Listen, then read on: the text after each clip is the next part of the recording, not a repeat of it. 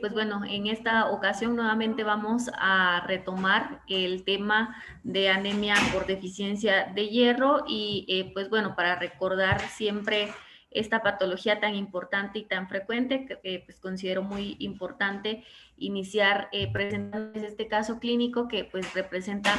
perfectamente bien lo que vamos a abordar en el resto de la presentación.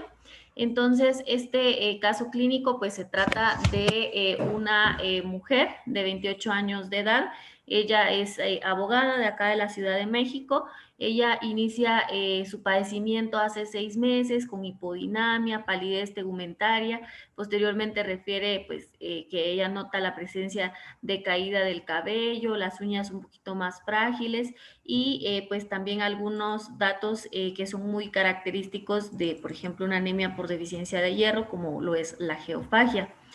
Esta paciente pues no tiene antecedentes heredofamiliares y dentro de sus antecedentes personales pues ella nos refiere una alimentación adecuada en cantidad y calidad, refiere pues que consume carnes rojas al menos 3 veces a la semana, refiere tabaquismo y alcoholismo social sin datos de abuso, niega enfermedades crónico-degenerativas, es nuligesta, pero dentro de sus antecedentes llama la atención que sus periodos menstruales, a pesar de que son regulares, duran alrededor de 7 días, refiere que utiliza alrededor de 6 a 7 toallas sanitarias diarias en los primeros 5 días del ciclo. Entonces, esta paciente, pues a la exploración física, sus signos vitales dentro de límites normales, pero encontramos que pues tenía una palidez mucotegumentaria, tiene pues el cabello mal hidratado, con caída fácil, refiere pues la mucosa bien hidratada, pero pues vemos una lengua pálida, no se observan adenomegalias. A la exploración cardíaca y pulmonar, pues sin alteraciones, y en las extremidades, pues sí llama la atención la presencia de palmas de ambas manos pálidas y la presencia de coiloniquia, que la vamos a describir cuando hablemos de los síntomas para que tengamos una idea de qué es lo que estamos viendo. Entonces, le solicitamos laboratorios y dentro de la biometría hemática encontramos una hemoglobina de 8 con un volumen corpuscular medio en 63, en 66 que está disminuido. También la hemoglobina corpuscular media se encuentra disminuida. Observamos acá en esta biometría que el ancho de distribución eritrocitaria está elevado, que pues no es normal, lo normal es hasta el 14% y ella tiene 25%, y la serie blanca con el diferencial sin alteraciones. Entonces observamos en esta biometría que la paciente pues presenta una anemia microcítica hipocrómica y pues debemos de buscar la causa. Le pedimos una química sanguínea dentro de valores normales y el perfil de hierro sérico pues es muy importante pedirlo porque al encontrar una biometría con una hemoglobina disminuida y con volúmenes bajos, pues nuestra primera sospecha más el antecedente que tiene la paciente de periodos menstruales en mayor cantidad, pues podría hacernos sospechar en una deficiencia de hierro. Entonces pedimos el perfil de hierro y encontramos un hierro sérico disminuido en 15 microgramos por decilitro y pues lo normal es de 60 hasta 170, una ferritina también disminuida, la transferrina pues dentro de también disminuida, y observamos el índice de captación que está aumentado y los reticulocitos en 0.8. Entonces, ante estos hallazgos, le solicitamos un frotis de sangre periférica para pues evidenciar y orientar mejor nuestro diagnóstico. Y como vemos acá, pues encontramos anulocitosis, microcitosis e hipocromía. Si nos damos cuenta, pues en este frotis vemos que los eritrocitos pues están pálidos, están de menor tamaño y pues obviamente esto nos hace pensar en alguna patología. Debido a esto, pues también le pedimos una tinción supravital con azul de metileno y vemos como acá, pues los reticulocitos se tiñen de una coloración azul, la cual identificamos mediante esta fórmula para poder identificar el conteo manual de reticulocitos que también nos ayuda a orientar el diagnóstico. Entonces, en base a todo lo que ya mencionamos previamente, llegamos al diagnóstico de una anemia ferropénica o una anemia por deficiencia de hierro, que es un caso pues bastante común, sencillo, pero que es muy frecuente encontrarlos pues en las consultas externas, y también dependiendo de la severidad de la anemia podemos también tener pacientes hospitalizados. Entonces, cuando empezamos a hablar de anemias, pues tenemos que las anemias representan alrededor de un tercio de la población a nivel mundial, siendo la causa más frecuente de todas las anemias en general la deficiencia de hierro. Esta patología pues es muy importante porque sobre todo puede ser una causa muy importante de mortalidad materna e infantil, puede llegar a afectar el rendimiento físico y es una causa muy frecuente de la derivación de profesionales a los servicios de salud. También se menciona que dentro de las causas de la anemia, pues las poblaciones más afectadas van a ser los niños de 0 a 5 años, las mujeres en edad fértil y también las embarazadas. Y otras poblaciones que pueden verse afectadas son sobre todo aquellos pacientes con enfermedades crónicas, con insuficiencia cardíaca crónica, cáncer y también enfermedad inflamatoria intestinal. Generalmente nosotros cuando tenemos la sospecha de una anemia por deficiencia de hierro, pues solicitamos varios marcadores como parte del protocolo. Por ejemplo, solicitamos una ferritina sérica, la saturación de transferrina, los receptores de transferrina solubles en suero. Podemos pedir también un índice de receptores de transferrina soluble y ferritina, y los índices clásicos eritrocitarios en la anemia por deficiencia de hierro, que sobre todo nos van a orientar para poder excluir otras causas de anemia, pero pues sabemos que la más frecuente va a ser una anemia por deficiencia de hierro. En estos pacientes no solo es importante pues la búsqueda y el tratamiento de las causas que están originando una deficiencia de hierro, sino también debemos de enfatizar en la prevención, como por ejemplo con la fortificación de alimentos y la suplementación con hierro. El hierro oral, pues se sabe que es el tratamiento de primera línea en la anemia por deficiencia de hierro. Sin embargo, actualmente los preparados de hierro intravenoso pues han tomado una importancia muy significativa porque pretenden reponer las reservas de hierro de una forma más segura y eficaz que el tratamiento por vía oral. Además de esto, se menciona actualmente que la hepcidina, que es un regulador del hierro, pues está tomando también un auge muy importante, sobre todo tanto diagnóstico y también para poder dirigir el tratamiento. Como vamos a explicar más adelante, la hepcidina pues juega un papel muy importante en esta patología. Cuando hablamos de deficiencia de hierro, debemos de tener en cuenta que pues, podemos tener una deficiencia de hierro que puede ser absoluta o funcional. Cuando hablamos de una deficiencia de hierro absoluta, pues esta hace referencia a las reservas de hierro corporal que van a estar bajas o agotadas, a diferencia de la deficiencia de hierro funcional, en donde pues las reservas totales del hierro corporal pueden estar normales o pueden estar aumentadas, y esta deficiencia va a ser sobre todo por un suministro de hierro a la médula ósea que va a ser inadecuado. Además de esto, el papel tan importante que tiene el hierro es que, pues bueno, tiene funciones vitales en la respiración, en la producción de energía, puede participar también en la síntesis de ADN y en la proliferación celular. Y además sabemos que pues nuestro cuerpo está altamente capacitado para poder reciclar el hierro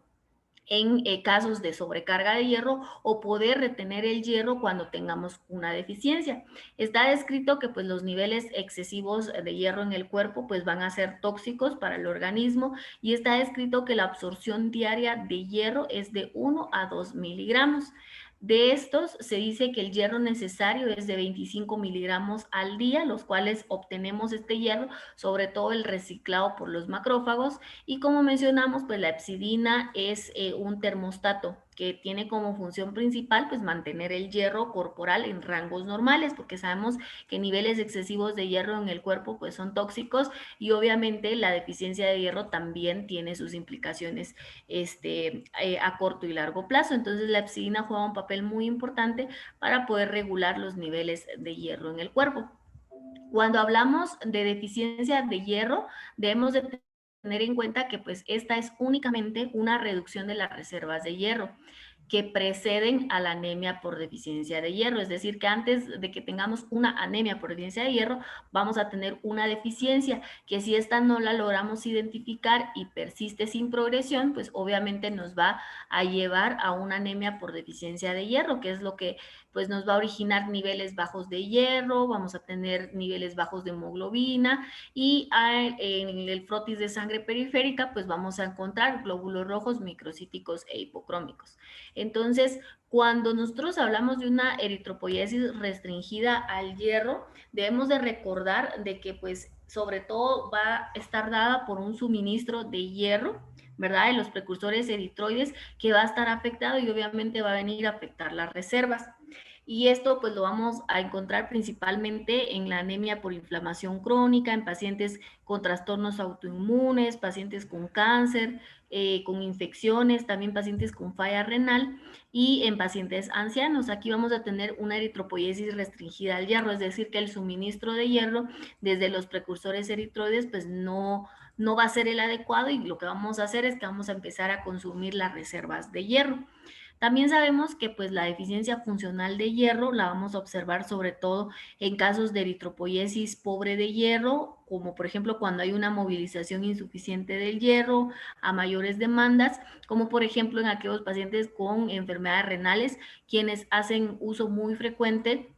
de agentes estimulantes de la eritropoiesis.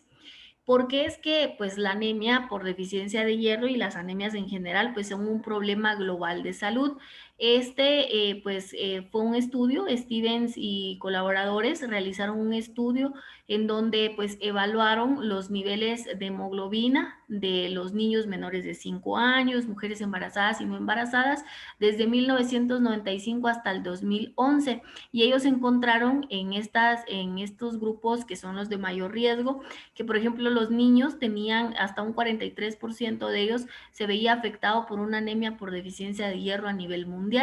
En las embarazadas, pues en un 38%, y las mujeres no embarazadas, pero en edad fértil, se veían afectadas hasta un 29% de ellas con una anemia por deficiencia de hierro. Sabemos que la deficiencia de hierro puede llegar a afectar entonces hasta 2 billones de personas, siendo la causa pues una anemia por deficiencia de hierro. Está descrito que pues las causas que nos pueden originar una deficiencia de hierro, sobre todo en países en desarrollo, pues es la ingesta dietética insuficiente o pérdidas de sangre, a diferencia de los países de altos ingresos en donde las causas que lleven a una deficiencia de hierro pueden ser una dieta vegetariana, pérdidas crónicas de sangre o mala absorción. Y entonces vemos que, por ejemplo, en los países en desarrollo las causas que lleven a una deficiencia o una anemia por deficiencia de hierro, pues son más fáciles de tratar, a diferencia de aquellas causas que se supone que se originan más con mayor frecuencia en países de altos ingresos, porque es muy difícil cambiar la idea de una persona que sea vegetariana o vegana a que pues vuelva a su estilo de vida. Entonces es un poquito más difícil tratar estas patologías, sobre todo por las causas que la originan, pero que siempre debemos de tenerlas en cuenta. Entonces, en esta gráfica hemos representado lo que mencionábamos, vemos la prevalencia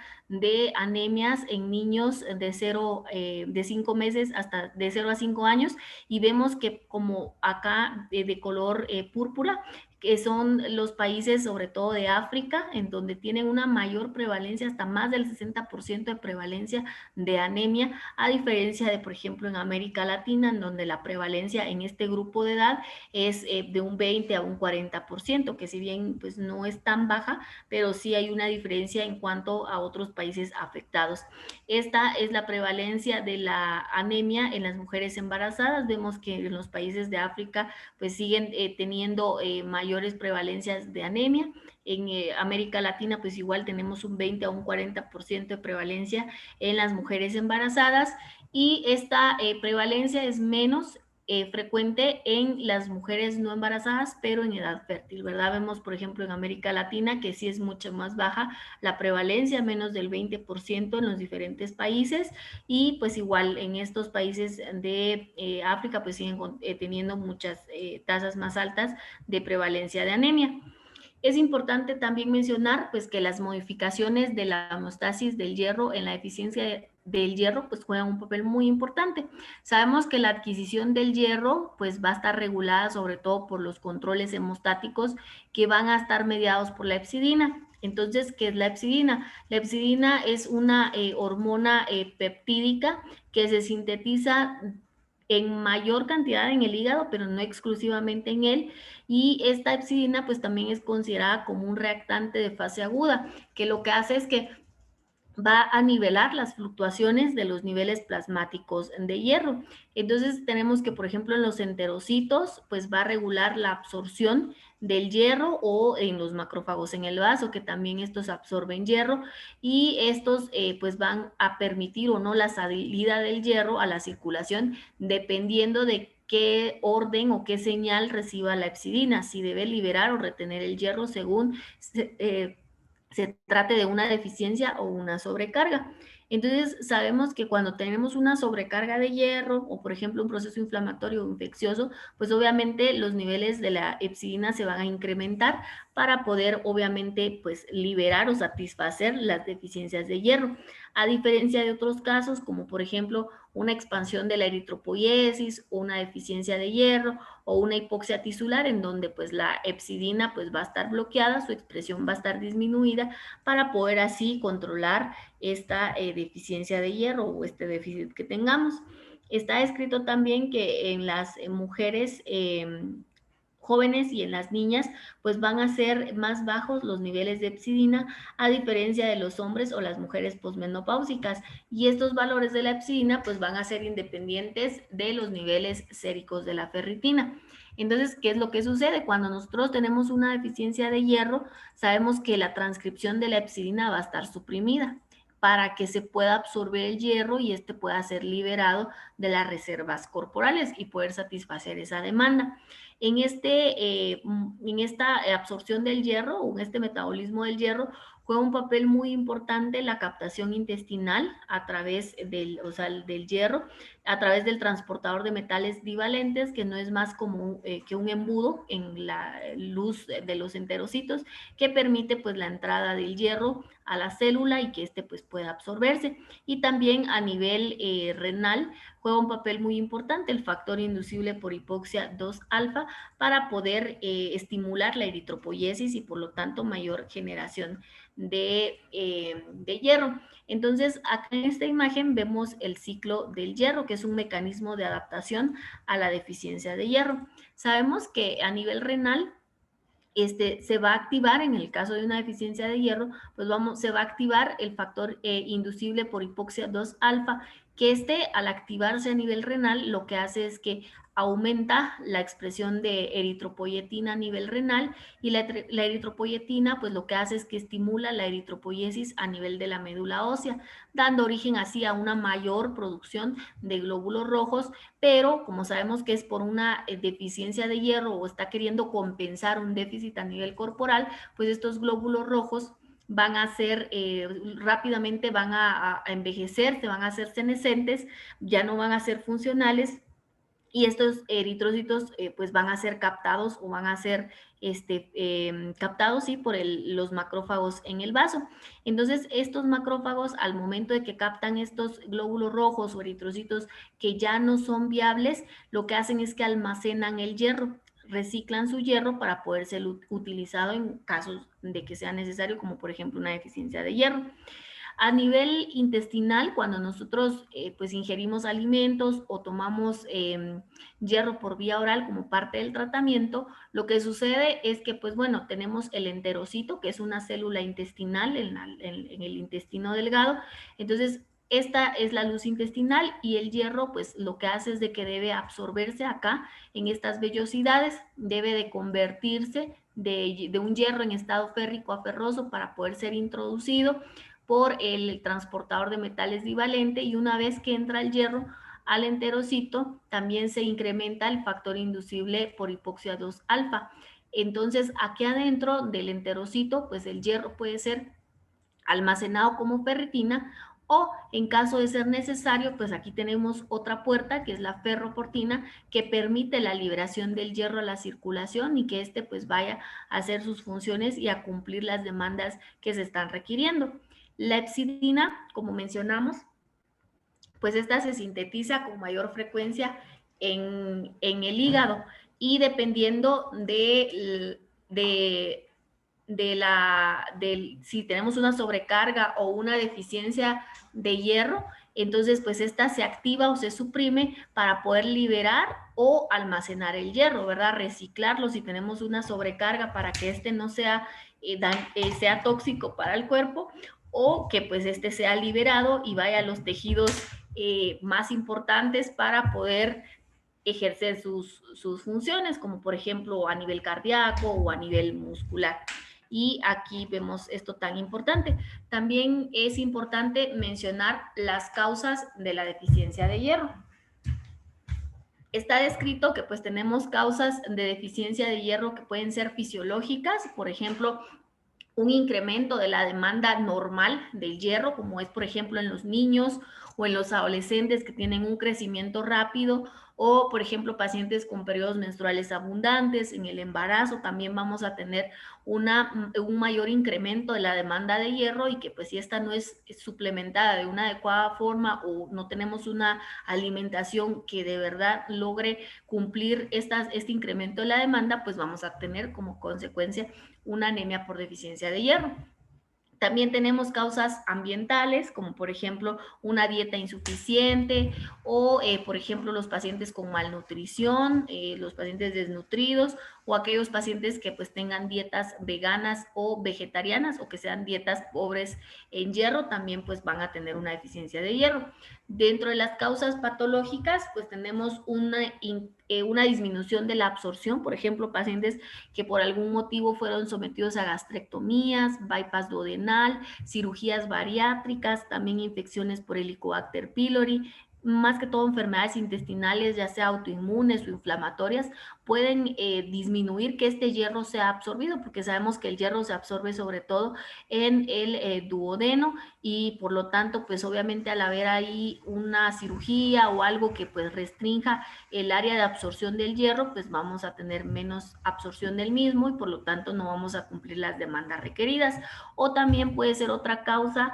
los sangrados crónicos, que pueden ser los más frecuentes a nivel gastrointestinal, por úlceras pépticas, erositis esofágicas, tumores. También de origen geniturinario son muy frecuentes. O también podemos tener una deficiencia relacionada a medicamentos, como por ejemplo los glucocorticoides, los salicilatos, AINES, los inhibidores de bomba de protones, que también se ha descrito que interfieren en la absorción del hierro. Las causas genéticas, también una anemia por deficiencia de hierro refractaria al hierro es muy común actualmente, y que pues a veces se nos pasa por alto como una causa muy probable de anemia por deficiencia de hierro. O en el caso de la eritropoyesis restringida al hierro, sobre todo en aquellos pacientes que reciben tratamiento con agentes estimulantes de la eritropoyesis, como los pacientes con enfermedad renal crónica.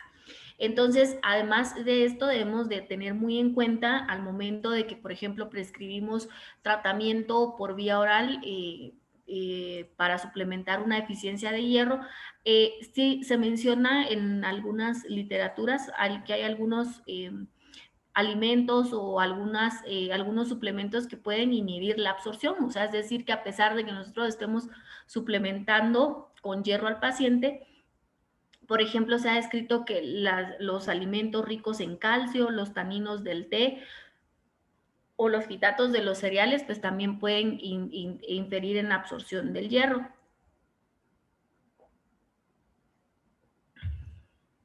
Y también pues nos mencionan, como vemos acá, que por ejemplo el ácido ascórbico o los alimentos verdes, las legumbres, pueden ayudar a absorber el hierro. Entonces siempre es muy importante tener en cuenta estas recomendaciones. Y también, como vemos en esta tabla, pues aquí vemos los alimentos que tienen pues un mayor contenido de hierro, porque siempre es muy frecuente que los pacientes nos pregunten que pues qué alimentos pueden consumir o qué alimentos pueden ayudar al tratamiento, ¿verdad? Siempre pues prescribir su tratamiento, pero con qué más pueden beneficiarse estos pacientes. Y aquí en esta tablita, que es muy interesante, vemos los alimentos que con mayor frecuencia pues contienen mayor cantidad de hierro y que puede favorecer a mejorar el padecimiento. Entonces, ahora hablando sobre la anemia por deficiencia de hierro refractaria al hierro, es muy importante tenerla en cuenta porque a pesar de que sabemos que, pues bueno, la homeostasis sistémica del hierro puede verse afectada. Entonces, cuando hablamos de una deficiencia de hierro que no responde al hierro, es decir, que es resistente al tratamiento, puede estar involucrado un trastorno autosómico recesivo, que pues sí es un poco raro, pero que sí debemos de identificarlo, sobre todo en aquellos pacientes que tienen un aumento de la hemoglobina menor a 1 gramo por decilitro después de 4 a 6 semanas de recibir tratamiento con hierro por vía oral. Y esto puede, pues, ¿qué es lo que debemos de tener en cuenta principalmente? Es que se traten de mutaciones, como por ejemplo una mutación en la proteasa transmembrana de serina 6, que juega un papel muy importante al suprimir o a activar a la epsilina a nivel hepático y que pues muchas veces no pensamos que se trate de algo genético, pero puede ser una causa. Debemos de sospechar que el paciente tenga un problema genético de resistencia al hierro, sobre todo en aquellos pacientes que no responden al tratamiento por vía oral o que tienen una pues microcitosis muy importante o muy marcada en la biometría, una saturación de transferrina baja, pueden tener los niveles de ferritina normales y lo característico pues van a ser los niveles de epsidina bastante elevados. Se mencionan en la mayoría de publicaciones que pues para identificar esta resistencia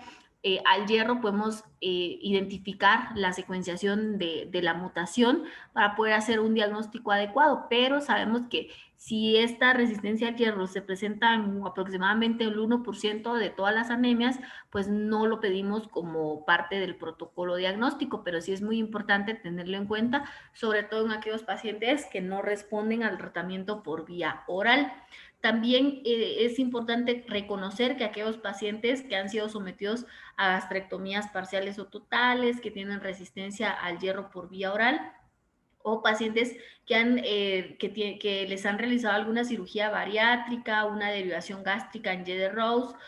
una deficiencia de hierro y anemia, pues es muy frecuente encontrarlo sobre todo en mujeres y en estos casos se requiere un monitoreo de por vida y la administración de suplementos de hierro porque pues siempre van a estar con cuadros de deficiencia de hierro. También aquellos pacientes con infecciones por Helicobacter pylori o cuando se disminuye la absorción del hierro por esta infección, es una causa también a tener en cuenta las infecciones por Helicobacter pylori porque se reduce la biodisponibilidad de la vitamina C, se generan microerosiones a nivel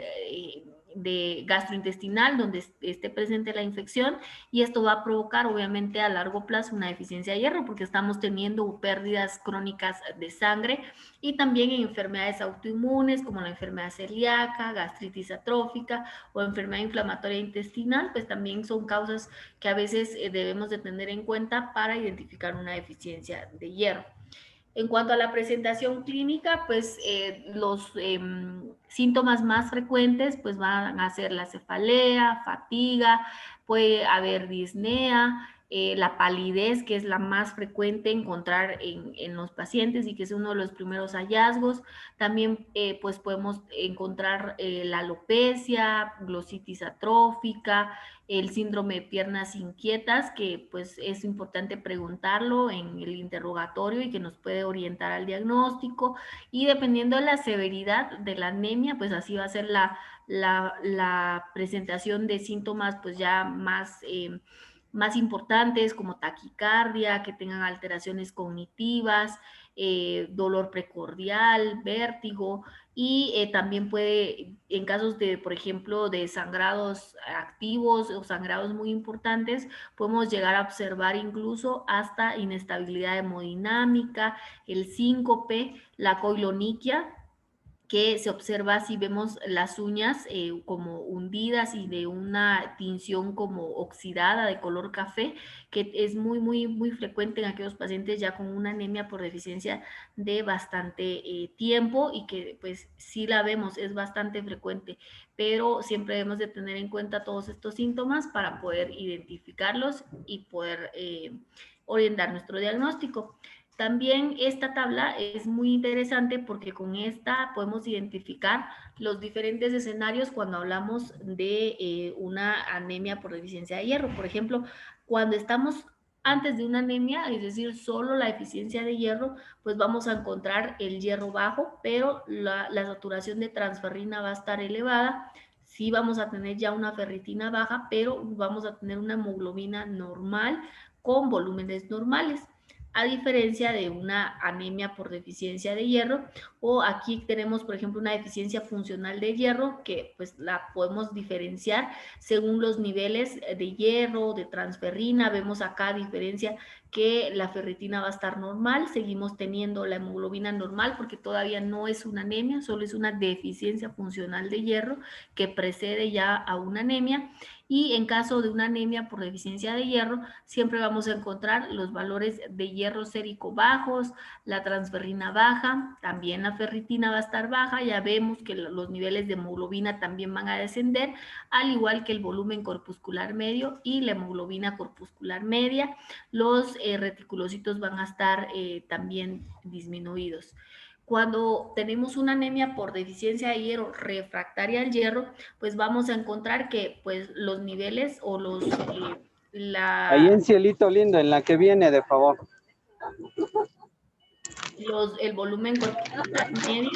y la hemoglobina corpuscular media pues van a estar bastante disminuidos, y como mencionábamos, pues aquí la epsidina, medirla es algo muy importante. No lo hacemos de rutina porque pues no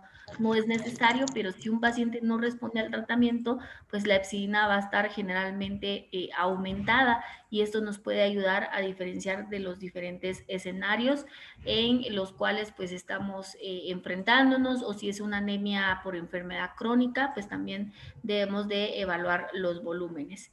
Cuando empezamos a hablar del tratamiento, pues es importante recordar que pues el primer compuesto de hierro intravenoso pues fue el sacárido de hierro, y fue desde 1624 cuando Thomas Sydenham pues él ya empezaba a utilizar las sales orales de hierro, pero él las utilizaba para tratar un trastorno conocido como clorosis, que era pues más que todo un problema histérico y no era conocido como tal como una deficiencia de hierro. Actualmente sabemos que pues las formulaciones de hierro tradicionales, tanto oral como por vía intravenosa, están muy lejos de ser las ideales, sobre todo por los problemas de tolerabilidad que vemos con el hierro por vía oral y la seguridad que ofrecen los preparados de hierro intravenoso. Además de esto, la farmacocinética del hierro por vía oral y por vía intravenosa pues es muy diferente, y esto lo vemos acá en esta imagen, en donde vemos cómo es que pues se absorbe cada uno de los preparados, tanto por vía oral como intravenoso. Entonces, cuando nosotros prescribimos hierro por vía oral, pues sabemos que pues lo ingerimos y llega a la mucosa gástrica. Acá en el estómago se necesita que el pH esté ácido, que esté disminuido, para que el hierro pueda ser oxidado y pueda llegar al duodeno, que es donde se va a absorber, o primera porción del yeyuno, que es donde normalmente se absorbe el hierro. Entonces, los preparados de hierro por vía oral pueden encontrarse en diferentes formulaciones, pero generalmente el hierro por vía oral se absorbe acá en los enterocitos, que son las células intestinales, que van a permitir que ese hierro atraviese el intestino y pues llegue a la circulación.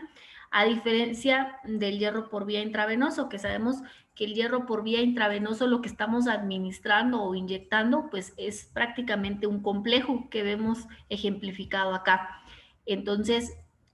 este complejo pues está formado por átomos de hierro, que son los que vemos de color naranja, y están rodeados por un complejo de carbohidratos. Esta es la estructura del hierro por vía intravenosa. Entonces, cuando administramos el hierro por vía intravenosa, normalmente los macrófagos esplénicos vienen y captan estos complejos y los desintegran dentro del macrófago, permitiendo que pues se libere el hierro a la circulación y pues llegue a hacer las funciones de suplementación de las deficiencias que estamos teniendo. Entonces,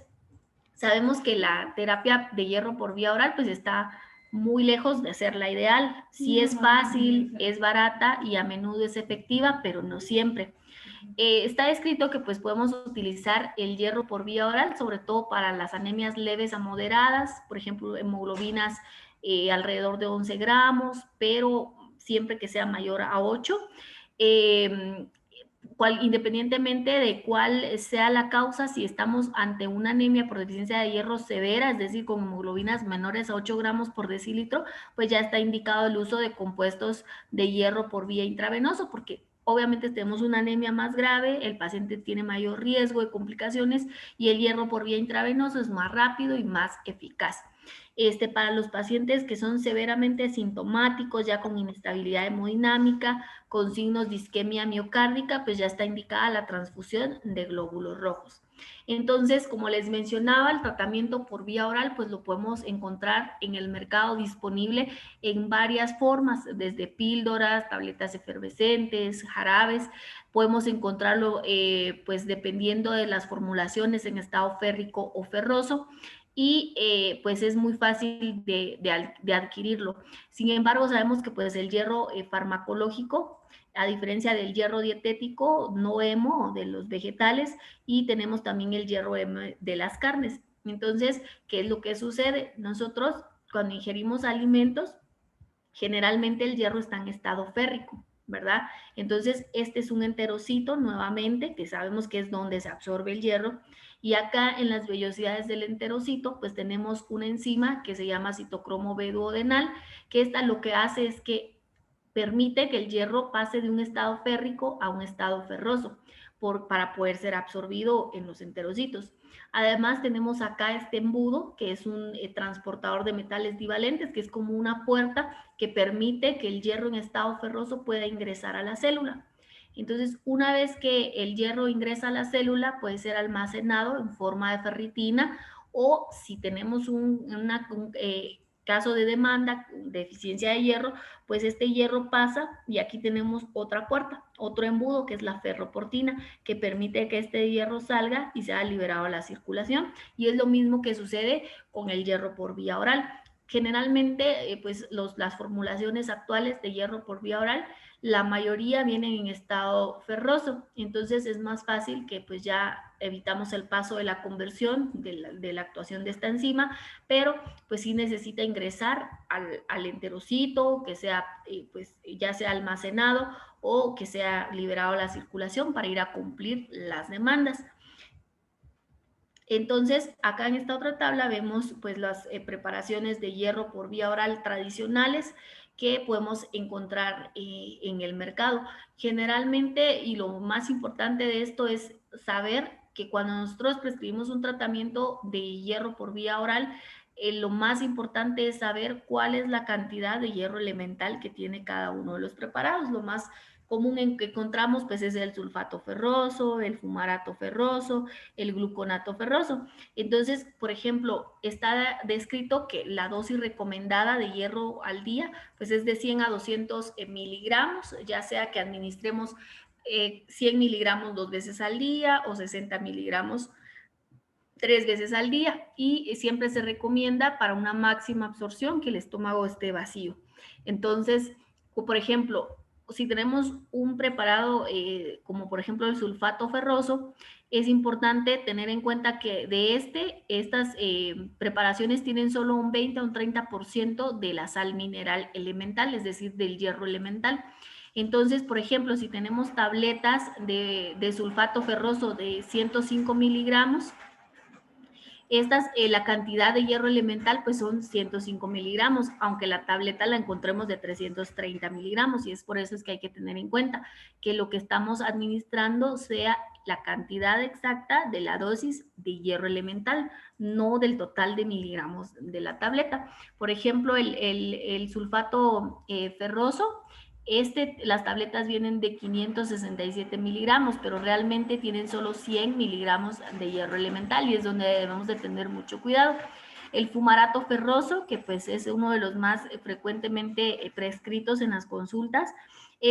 Por ejemplo, tiene, dependiendo, ¿verdad? Hay tabletas que pueden tener 106 miligramos o solo 29 miligramos de hierro elemental, y recordar que pues lo que necesitamos al día son de 100 a 200 miligramos de hierro elemental, y siempre debemos de buscar el porcentaje de hierro elemental.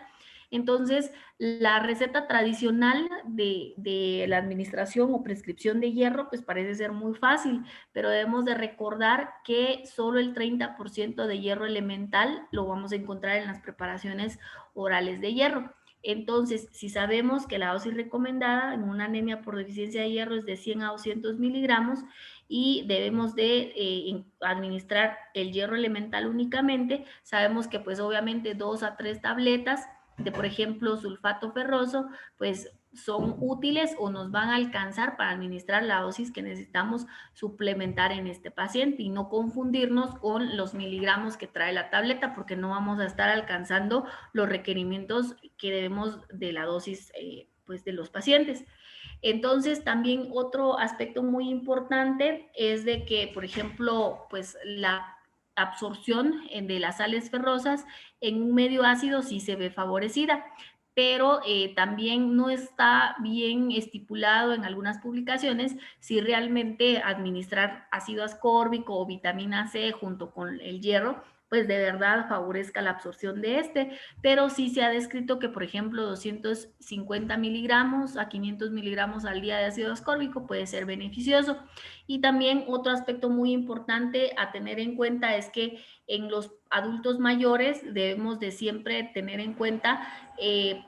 por el uso de varios medicamentos que estos pacientes de edad avanzada tienen, que los antiácidos o por ejemplo los inhibidores de bomba de protones pueden generar una respuesta insuficiente al hierro por vía oral, porque pues obviamente limitan la absorción de y vamos a saber que tenemos una respuesta óptima al hierro oral cuando la hemoglobina incrementa al menos 2 miligramos por decilitro después de 3 semanas de tratamiento por vía oral. Entonces, el objetivo final del tratamiento del hierro por vía oral, pues es mejorar las reservas de hierro, y esto lo vamos a evaluar a través de la ferritina después de 3 meses de iniciado el tratamiento. Este es nuestro objetivo, no mejorar solo la hemoglobina, sino lo que realmente nos va a dictar la pauta de si quitamos o continuamos con el tratamiento va a ser el valor de la ferritina. Y está escrito también que pues de tener el tratamiento temprano de hierro, es decir, si vemos que en una biometría hemática ya mejoró la hemoglobina, suspendemos el hierro, pero no hemos mejorado la reserva, pues obviamente es una causa muy importante de morbilidad y recurrencia de la anemia por deficiencia de hierro, y esto se ha visto con mayor frecuencia en jóvenes premenopáusicas. Entonces, cuando hablamos de una refractariedad del hierro, es porque pues tenemos una hemoglobina que no aumenta menos de 1 gramo por decilitro después de 3 semanas, y también debemos de buscar algunas causas autoinmunes que se nos puedan estar pasando por alto y que sea la causa de que el paciente pues no responda al tratamiento. Entonces, ¿por qué el tratamiento por vía oral, si es tan fácil, si es tan barato y lo encontramos fácilmente disponible, está muy lejos de ser ideal? Porque muchas veces las complicaciones que vemos en los pacientes al recibir tratamiento por vía oral son los efectos secundarios que les da el hierro por vía oral. Es muy frecuente que los pacientes refieran el sabor metálico, náuseas, vómitos, pueden provocar acidez estomacal, dolor en epigastrio, en algunos pacientes pueden presentar diarrea y en otros pues pueden referir estreñimiento. Y esto se debe principalmente a la toxicidad directa del hierro por vía oral, que no se absorbe y que queda en la mucosa intestinal. Recordemos que, como vimos en las imágenes, el hierro debe absorberse en las células intestinales, pero cuando hay alguna causa que no permita la absorción a nivel intestinal, el hierro que se queda en el intestino es el que produce la toxicidad directa, y por lo tanto los pacientes refieren muchos efectos secundarios. Y sí se ha descrito que es bastante frecuente. Realizaron 2 metaanálisis en donde encontraron que hasta un 70% de los pacientes tienen efectos adversos gastrointestinales al recibir tratamiento por vía oral, y esto lo que genera pues es una reducción de la adherencia, que el tratamiento sea más prolongado, y algunos pacientes pues lo suspenden y por lo tanto el tratamiento es insuficiente. Además de esto, pues es muy importante tener en cuenta que hay algunas poblaciones, por ejemplo, donde hay mucha desnutrición en África, recordar que pues las comidas fortificadas con hierro no muchas veces son beneficiosas para estos pacientes porque pueden incrementar algunas complicaciones como infecciones, y por lo tanto no debe administrarse como suplementación de rutina. La terapia con hierro por vía oral en la era de la epsidina, como les mencionaba, pues la epsidina juega un papel tan importante para el diagnóstico como para dirigir el tratamiento.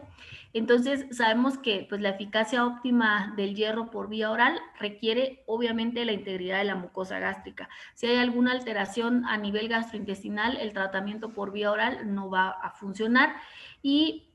además de esto, pues la supresión apropiada de la epsidina, requerimos también una actividad completa de la ferroportina para poder liberar el hierro a la circulación una vez que es absorbido, y también necesitamos una adecuada integridad de la superficie vasolateral o la luz intestinal de los enterocitos. Entonces, cuando tenemos una anemia por deficiencia de hierro, vamos a ver que los niveles de epsidina van a estar bajos o indetectables. Y además de esto, pues es importante recordar que los niveles séricos de la epsidina también interfieren en un equilibrio de múltiples influencias opuestas, ya sea genéticas o adquiridas, como por ejemplo la resistencia hereditaria al hierro. Además de esto, hay otros escenarios, por ejemplo, cuando tenemos una anemia por deficiencia de hierro en etapas muy tempranas de la vida, o que no hay poca o ninguna respuesta al tratamiento por vía oral, sí es importante evaluar los niveles de la epsidina y descartar que pues hay alguna alteración ahí que nos esté provocando que el hierro pues no se absorba y no responda al tratamiento. También los niveles de epsidina altos son normales, pues los podemos ver en una deficiencia de hierro, sobre todo por trastornos inflamatorios, y esto es muy común en los pacientes con insuficiencia cardíaca, que muchas veces ellos pues llegan a tener anorexia, tienen edema de la mucosa intestinal y pueden tener hemorragias ocultas, y por lo tanto el hierro por vía oral pues no va a resultar benéfico. Y además de esto, también cómo administramos el hierro por vía oral es muy importante, porque es fácil decir que el hierro por vía oral se tome cada 12 horas o cada 8 horas, pero pues sabemos que esto genera muchos efectos secundarios, y es muy importante tener en cuenta que tenemos algunas alternativas para poder mejorar la absorción del hierro, sobre todo por los efectos secundarios que los pacientes refieren. Por ejemplo, en este estudio ellos evaluaron que pues obviamente administrar los 200 miligramos de hierro por vía oral una vez al día en una sola toma es mucho mejor que administrarlo en dosis divididas, porque esto reduce bastante pues los efectos secundarios, y es una alternativa que se puede tener en cuenta para evitar que pues se suspenda el tratamiento, o que pues no se mejore el cuadro de una manera adecuada. También en este otro estudio, que es muy interesante, ellos lo que hicieron fue administrar el hierro por vía oral, pero a días alternos. Entonces administraban prácticamente cada 48 horas el hierro, y se veía que este se absorbía mucho mejor que administrarlo todos los días, es decir, cada 24 horas, administrarlo un día sí y un día no, también es una alternativa pues muy importante, sobre todo en aquellos pacientes en quienes les genera muchos efectos secundarios. Y hay nuevos preparados también de hierro por vía oral que pues evitan la absorción del enterocito. Esto lo hacen entre ambas células intestinales, independientemente que haya o no, por ejemplo, alguna alteración intestinal que no permita que el hierro se absorba. Estos nuevos preparados están diseñados para que atraviesen entre dos células intestinales y poder así llegar a la circulación de una forma más rápida, tengamos un problema intestinal. El problema de estos nuevos preparados es que sí disminuyen los efectos secundarios, porque sí se absorbe el hierro, no queda en la luz intestinal, pero a largo plazo pues vuelve a haber recurrencia de este cuadro. Y en cuanto al hierro por vía intravenoso, pues este se ha utilizado desde hace muchos años, y como vemos, pues prácticamente esta es la estructura. Tenemos las moléculas de hierro que van a estar rodeadas por, por un halo o un un complejo de carbohidratos que van a estar unidos por enlaces. Entonces, lo importante comprender esta composición del hierro por vía intravenoso es la estabilidad que tiene la unión de los átomos de hierro con el complejo de carbohidratos, porque entre más estable sea esta unión, pues es más fácil administrar mayor cantidad, es decir, mayor miligramos en una sola dosis, que con otras preparaciones, y esto es lo que ha logrado pues los nuevos preparados de hierro intravenoso, porque es la estabilidad que proporciona esta molécula es muy buena y por lo tanto permite administrar mayor cantidad en menor tiempo y obviamente recuperar más rápido la deficiencia de hierro, a diferencia de los preparados iniciales que tendían a ser muy tóxicos o que tendían a generar muchas reacciones de hipersensibilidad, porque la estabilidad con la que se unían o se formulaba o generaban esta molécula pues no era lo suficientemente estable, y esto ha sido lo novedoso en el tratamiento de hierro intravenoso, que entre mayor estable sea el complejo de hierro carbohidrato, pues mejor va a ser la administración y pues también mucho más fácil para los pacientes. Entonces, como sabemos, el hierro pues es inyectado en el torrente sanguíneo, va a ser absorbido por los macrófagos y pues este complejo que ya vimos se desintegra dentro del macrófago, liberando el hierro a la circulación. Entre los complejos sean menos estables, pues la liberación del hierro a la circulación pues va a ser incluso antes de que el macrófago sea captado, es decir, vamos a tener hierro tóxico lábil libre, que obviamente va a generar efectos secundarios, y entre más estable sea el complejo, pues menos van a ser las reacciones de infusión. Las reacciones que se generen con la administración de hierro intravenoso son bastante infrecuentes, con una incidencia de 1 por cada 200 casos. Pueden ir desde un rash, de dolor precordial, cefalea, mareos, puede haber también dolores lumbares, y es muy variada las reacciones que puede dar la administración de hierro intravenoso, pero realmente la incidencia es muy, muy baja, y sobre todo depende del tipo de hierro intravenoso que estemos administrando y cómo se esté administrando. Las reacciones anafilácticas graves, pues sí son bastante infrecuentes, pero sí pueden llegar a tener algunas implicaciones, pueden llegar a alterar la hemodinamia, puede llegar a tener alteraciones respiratorias, y está descrito que pues no se debe administrar difenhidramina como profilaxis o para el tratamiento de una reacción de hipersensibilidad, porque está demostrado que esta puede generar hipotensión y en lugar de beneficiar podemos complicar un poquito las reacciones secundarias, que sí se ha visto que se presentan, pero pues son bastante raras y depende de qué tipo de hierro estamos administrando. Entonces, acá en esta tabla vemos los preparados de hierro intravenosos nuevos. Como les mencionaba, pues los preparados como el gluconato de hierro o la sucrosa de hierro, como el Venofer, pues estos tienen una estabilidad. Lo importante de ver, como decíamos en el hierro por vía oral, lo importante es la cantidad de hierro elemental, no los miligramos de la tableta. Y aquí en el hierro por vía intravenoso, lo importante es ver qué estabilidad tiene el complejo hierro-carbohidrato. Entonces vemos que, por ejemplo, el gluconato de hierro tiene una estabilidad baja y por lo tanto la dosis máxima que podemos administrar en una dosis es de 125 miligramos en 60 minutos. La sucrosa de hierro o el Venofer, pues esta tiene una estabilidad leve a moderada, entonces nos permite administrar un máximo de 200 miligramos en una dosis en 30 minutos. Y lo novedoso de los nuevos preparados, como por ejemplo la carboximaltosa, el isomaltoside o el ferrumoxitol, es que la estabilidad que tiene esta formulación es muy alta.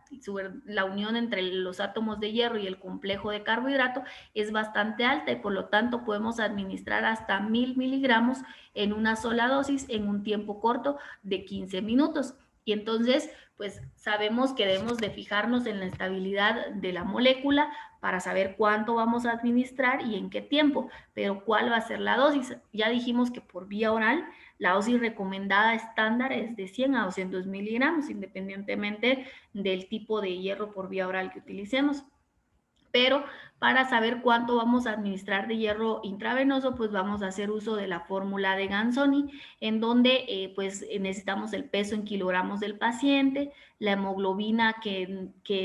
la hemoglobina normal, ¿verdad? La hemoglobina que tiene el paciente por 0.24, que es una constante, más el depósito de hierro en miligramos. Entonces, ¿cómo vamos a saber cuál es el depósito de hierro en miligramos? Por ejemplo, está escrito que en pacientes mayores de 35 kilogramos, que son todos los adultos, el depósito de hierro estándar va a ser de 500 miligramos. Entonces,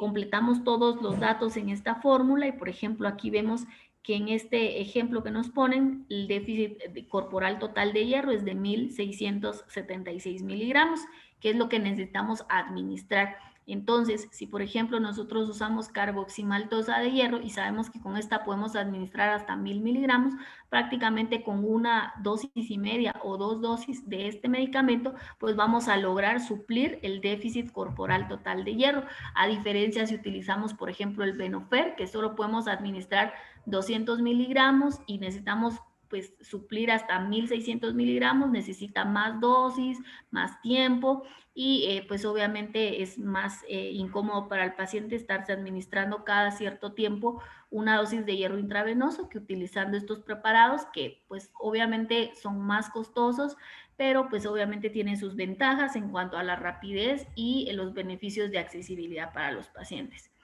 Entonces, estos prácticamente son los hierros por vía intravenoso y las indicaciones para utilizar el hierro por vía intravenoso, pues no a todos se le debe poner hierro intravenoso. Sobre todo se va a usar para aquellos pacientes que tengan falla al hierro por vía oral, que tengan algún proceso malabsortivo a nivel intestinal, que sabemos que no se va a absorber jamás el hierro ahí, sino que ahí sí tenemos que administrar hierro intravenoso.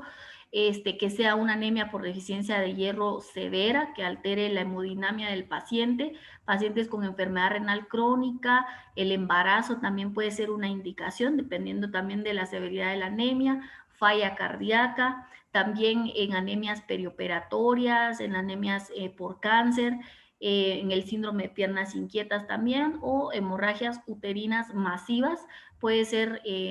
útil el uso de hierro intravenoso. Y pues únicamente.